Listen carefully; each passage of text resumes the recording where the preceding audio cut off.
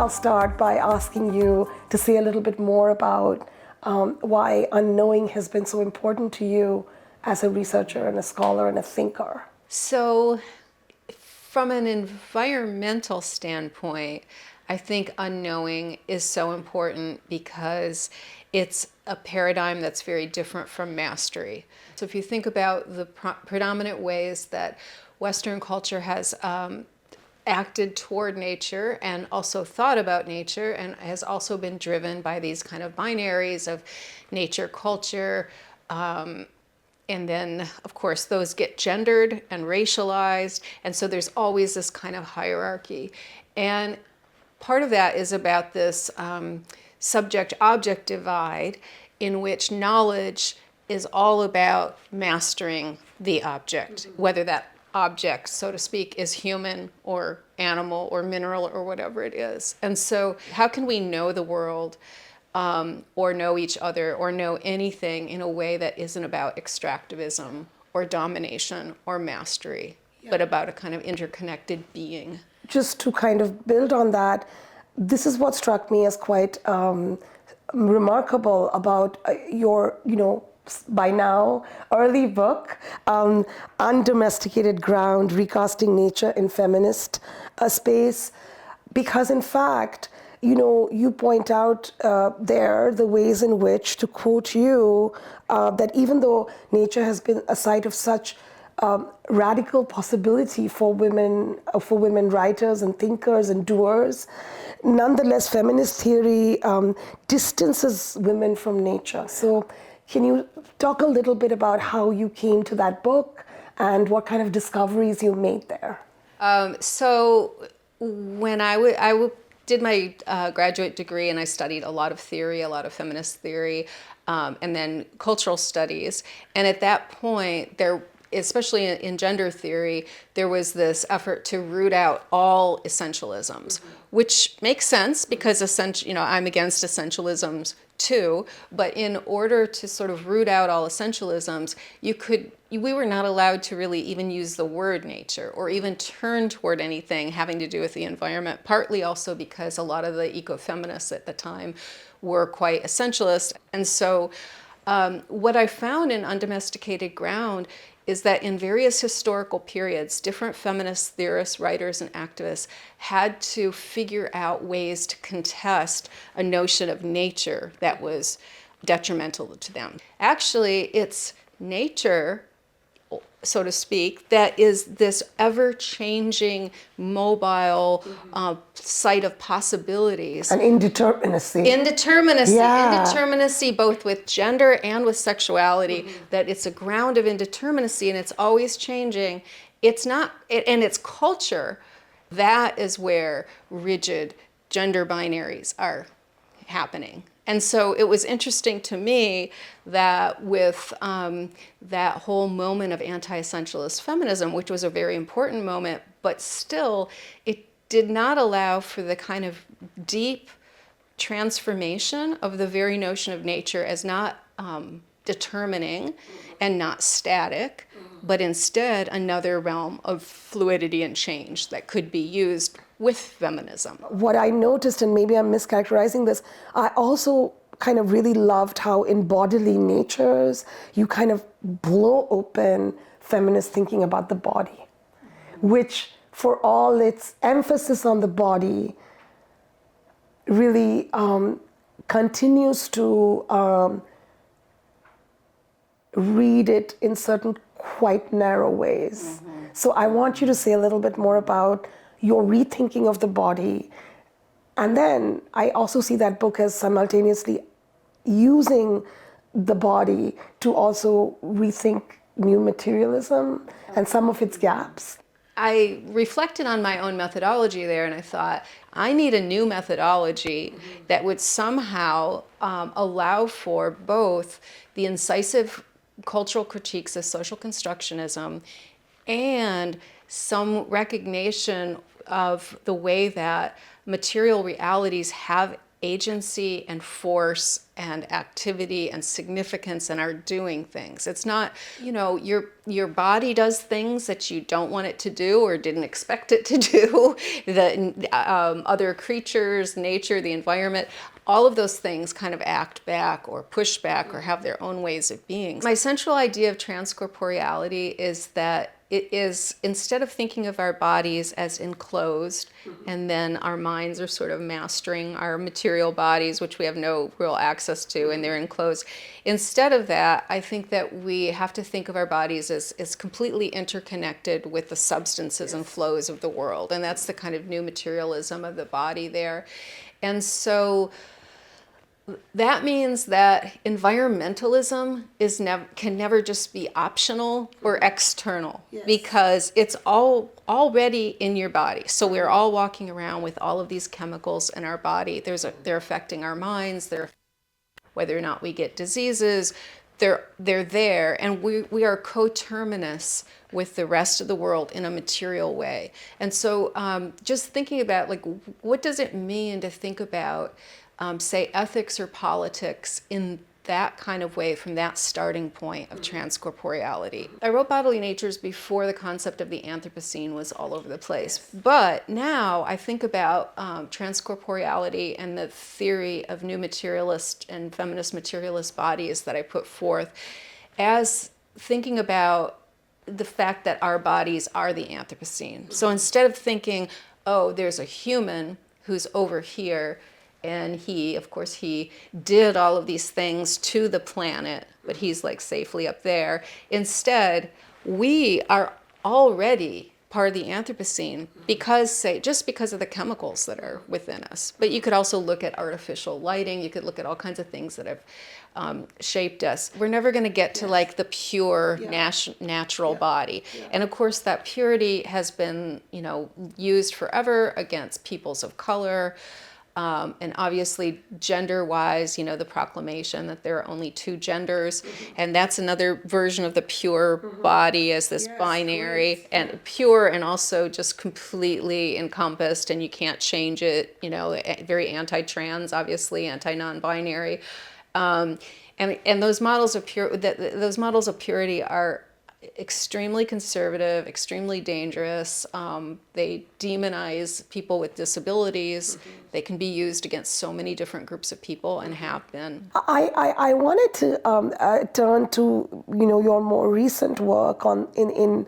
Will you tell us what the Blue Humanities are and what kind of activated that turn? So I think that there are many of us who are thinking that environmental humanities, or green, the green humanities, had been developed quite well, but that there wasn't much attention to the ocean and to other aquatic habitats and water generally. And so the turn to Blue Humanities is an effort to make up for that.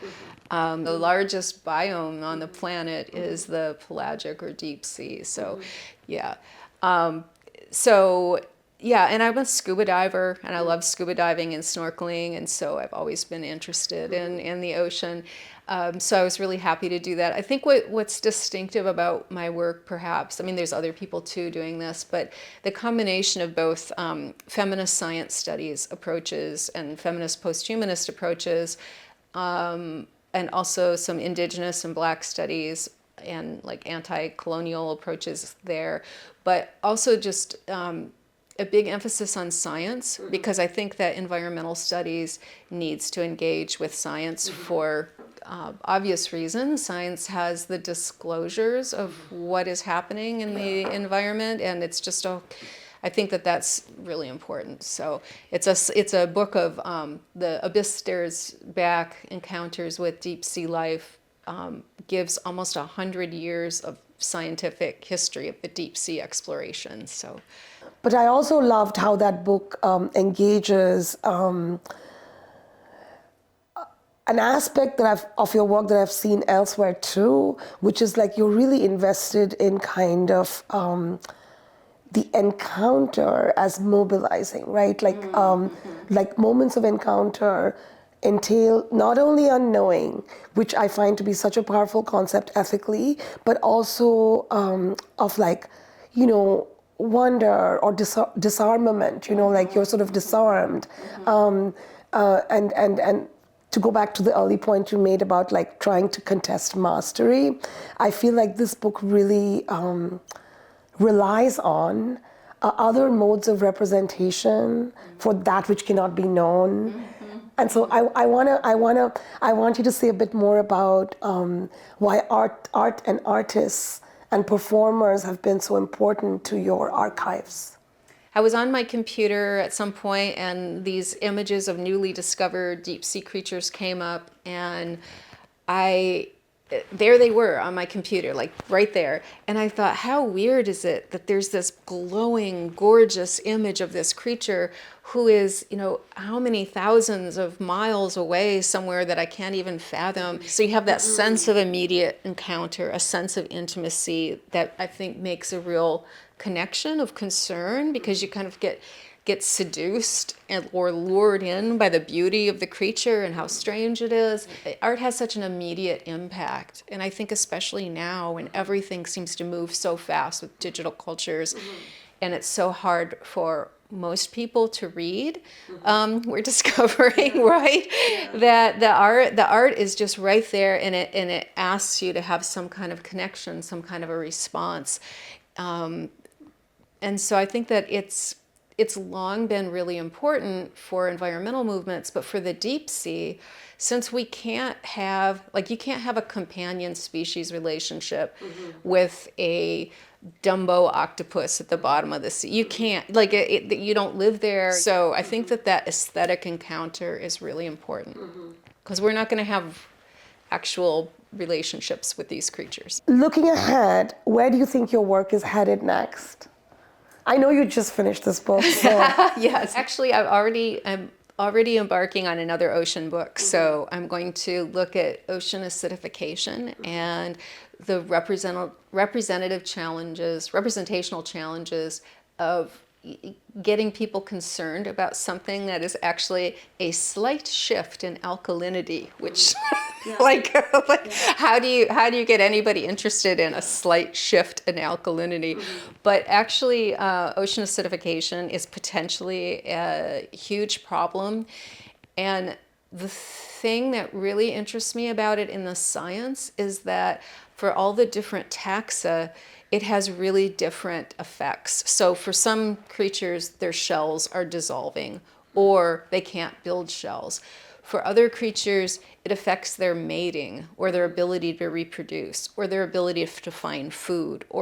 And so that kind of scrambling of effects, I think, is really interesting. But I'm also interested in developing, with the book series that I co-edit at Duke is called Elements. And the authors have all developed these very distinctive modes of elemental thinking, which I see as a kind of new materialist thinking, but across all sorts of disciplines. We have all kinds of disciplines in that series.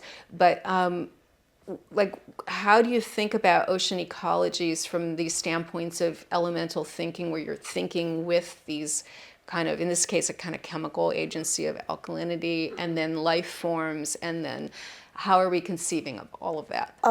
Having been such an interdisciplinary scholar yourself, the entire trajectory of your career, what would you say are some of its challenges as well as rewards? The challenges, even not just crossing from, say, the humanities and the arts to the sciences or science studies or something like that. For me, one of the biggest challenges is that all the fields that I've always been interested in have just exploded. So when I was in grad school, I felt like I could totally keep up with gender studies, Black studies, theory, like all of these things, environmental studies, all of them I could keep up. Right now, Black studies and Indigenous studies alone have just exploded. What keeps you awake at night? Oh, right now, in this historical moment that we are living in, everything keeps me awake. But one thing I would say is I'm glad that there is some awareness, if not action, on climate change. But I'm worried that the concept of climate change has become an umbrella concept that is meant to capture, but of course it doesn't. In my view, it erases or eclipses all other environmental problems. But I think the biggest thing that keeps me awake at night is extinction, because I don't think we talk enough about extinction. And extinction is forever for the most part, and it's not caused by, climate change is not the main driver of extinction.